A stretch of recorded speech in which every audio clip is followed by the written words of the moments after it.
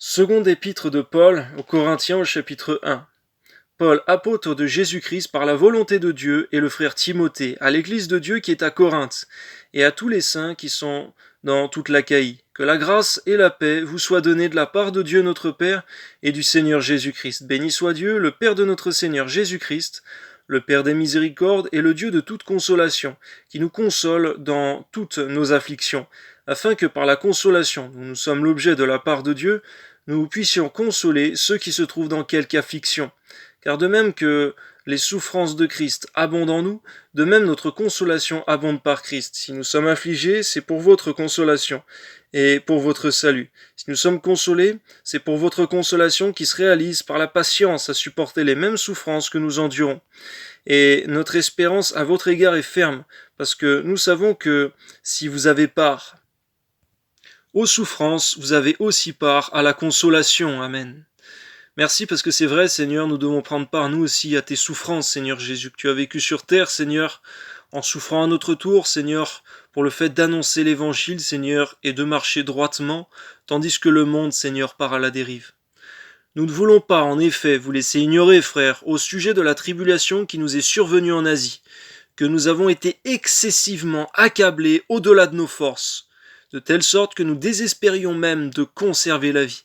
Nous de comprendre, Seigneur, que dans notre marche avec Christ, il peut nous arriver, nous aussi, Seigneur, d'être accablés au-delà de nos forces, et jusqu'à même désespérer de la vie.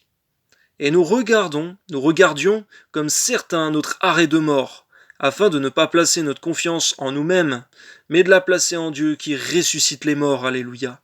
Merci pour cette foi que ces apôtres ont manifestée, Seigneur, ces disciples, alors, Seigneur, qu'ils s'attendaient même à mourir, Seigneur mon Dieu, mais que tu les ressusciterais. Amen. C'est lui qui nous a ressuscités, qui nous a délivrés, et qui nous délivrera d'une telle mort. Lui de qui nous espérons, qui nous délivrera encore. Vous-même aussi, nous assistants de vos prières, afin que la grâce obtenue pour nous par plusieurs soit pour plusieurs une occasion de rendre grâce à notre sujet.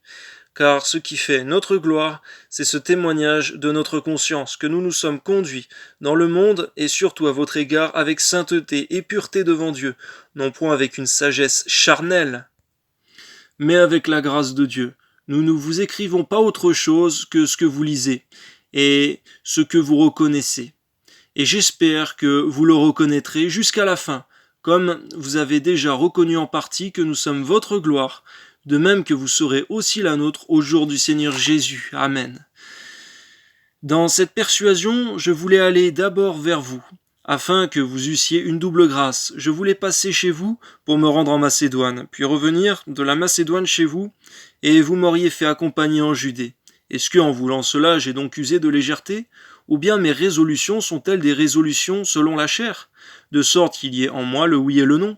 Aussi vrai que Dieu est fidèle, la parole que nous vous avons adressée n'a pas été oui et non, car le Fils de Dieu Jésus-Christ qui a été prêché par nous, au milieu de vous, par moi et par Sylvain et par Timothée n'a pas été oui et non, mais c'est oui qui a été en lui, car pour ce qui concerne toutes les promesses de Dieu, c'est en lui qu'est le oui.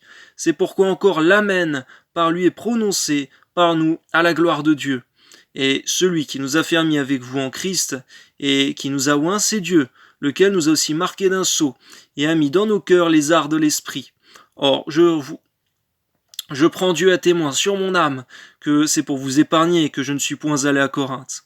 Non pas que nous dominions sur votre foi, mais nous contribuons à votre joie, car vous êtes fermes dans la foi. Amen. Merci pour ce témoignage. Amen.